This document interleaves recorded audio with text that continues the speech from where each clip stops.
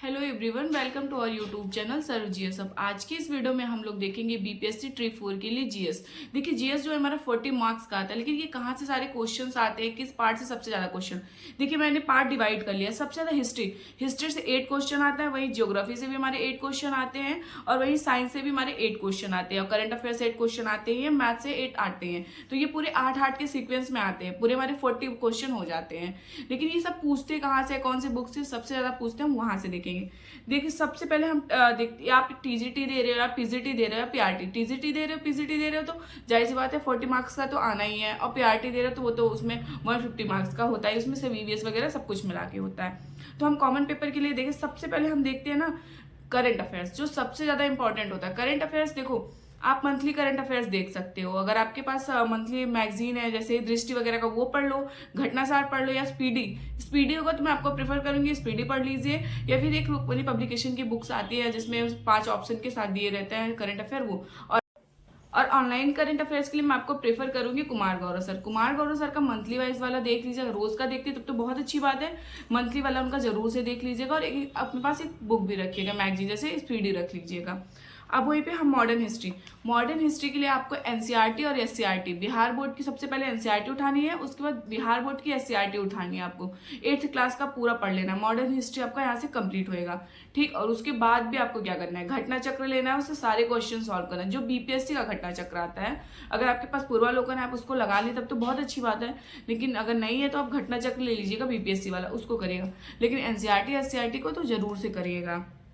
फिर आते हैं हमारे, अगर आपको और ज्यादा लेना हो, स्पेक्ट्रम वगैरह है, लेकिन हम स्पेक्ट्रम वगैरह पढ़ने के लिए हमारे पास इतने टाइम नहीं होते हैं, तो पिछले साल का पेपर उठा के सारा सॉल्व कर लीजिएगा। डायरेक्ट क्वेश्चन आते हैं घटना चक्र वगैरह से।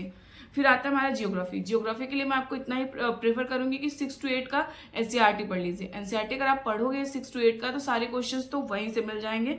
और साथ में प्रीवियस ईयर के लिए बीपीएससी, तो मैं आपको बता ही रही हूँ कि बीपीएससी का आपको क्वेश्चन सॉल्व कर लीजिए घटना चक्र लेके। अगर साइंस का है तो आपको क्या करना है, 6 से लेकर 8 तक पूरा साइंस पढ़ना पड़ेगा। 6 से लेकर 8 तक साइंस तो पढ़ना। साइंस के लिए मैं आपसे यही बोलूंगी कि पूरी एनसीईआरटी। ज्योग्राफी में एक बार ये होगा कि आप 9-10 का ज्योग्राफी पढ़ लो, अगर आपके पास टाइम नहीं है, लेकिन अभी तो टाइम है, तो हम 6 to 10 कवर कर सकते हैं। लेकिन साइंस का जो है मैं आपको ये बताऊंगी, पूरा 6 to 10 आपको साइंस कवर करना पड़ेगा।